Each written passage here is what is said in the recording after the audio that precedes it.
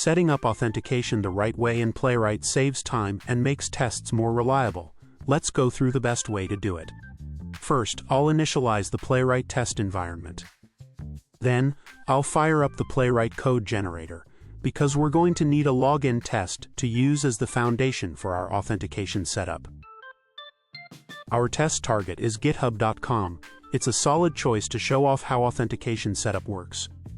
All you need to do is pop in your credentials, and then we'll toss in an assertion to make sure the login actually worked. I'm going with the dashboard text as our checkpoint.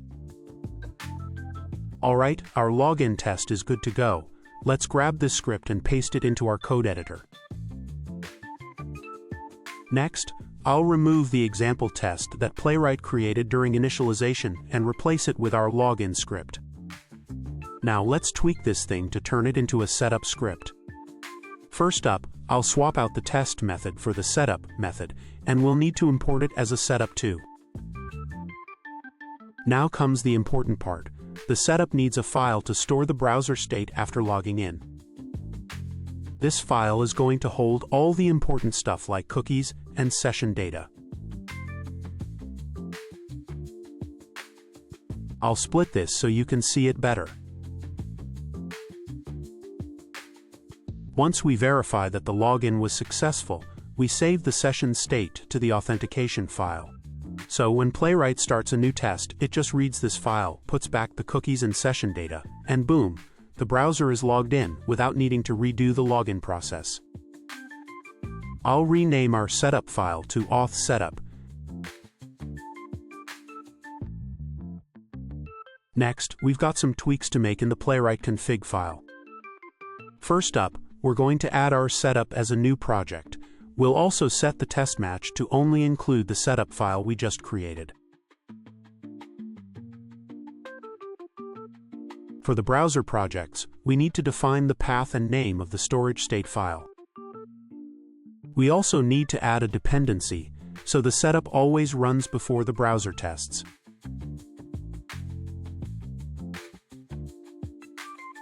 And that's it for the configuration file. Now, let's create a real test that will run after our setup. I'm going to write a super simple test that just goes to the GitHub homepage and checks for the word dashboard. This will tell us if we're actually logged in. I'll copy the dashboard assertion from our setup script.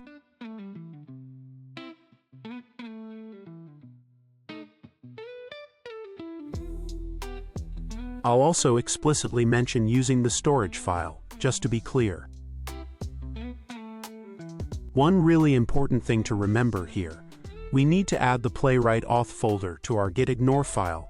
We definitely don't want to accidentally push any authentication info to our version control.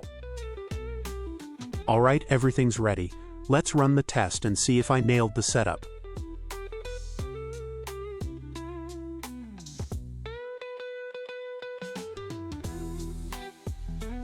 Sweet, the test's passed. Let's peek at the test report and the trace viewer.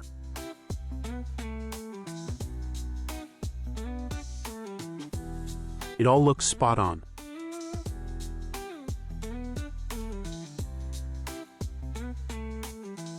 Here's the thing I mentioned earlier.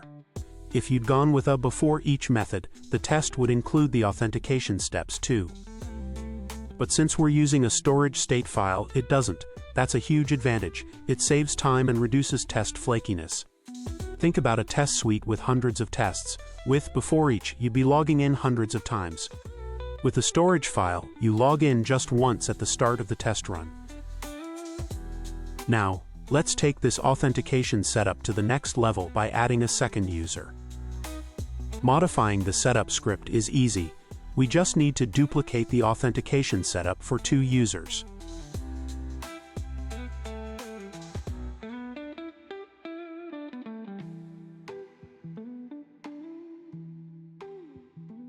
I'll duplicate the setup script, switch the auth file, modify the name, and of course, update the login details to use another user.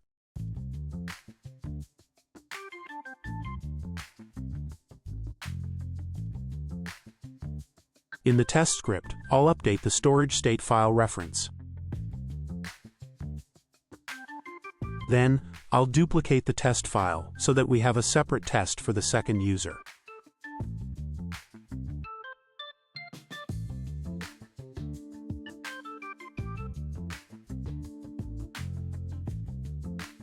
We can skip defining the storage state file in the Playwright configuration.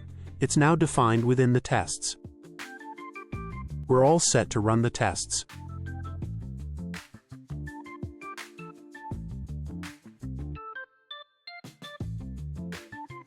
The tests passed. Let's quickly check if our authentication setup actually logged in with both users. Yep, there's user 1.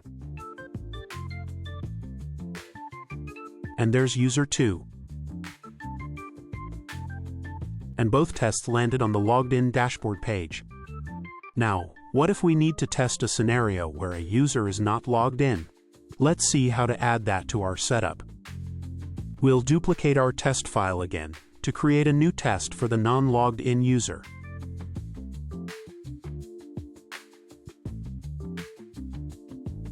For the assertion in this test, we need to check for something that indicates a logged out state, like a sign in button on the page.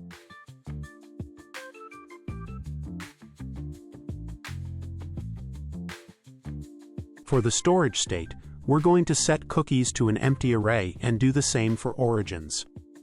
Now, some of you might know that this script would actually work without this line, but I'm adding it in to be really explicit. Sometimes being clear is just better.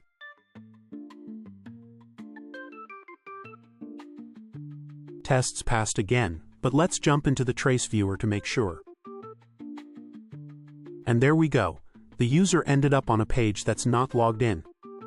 And there's the sign in button, right where it should be. Another option would be to clear the cookies for a logged in user. You can do that with the clear cookies method from the context class. Finally, I'll show you how to craft a test that uses both user 1 and user 2 in the same single test. Set up the environment like we've been doing, but in the test, you'll create 2 contexts, one for each user. Here's an admin context for our admin user, and a user context for the other user. Then, when you use the new context method, you just pass in the storage state file as a parameter.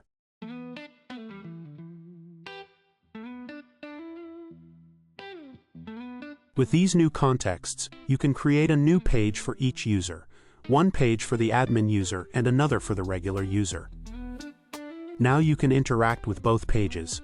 Say, you want to test if an action by the admin is visible to the regular user. Perform the action on the admin page, and then check on the user page. When you're done, close the contexts. And that's a wrap for this tutorial. Hope you had fun following along.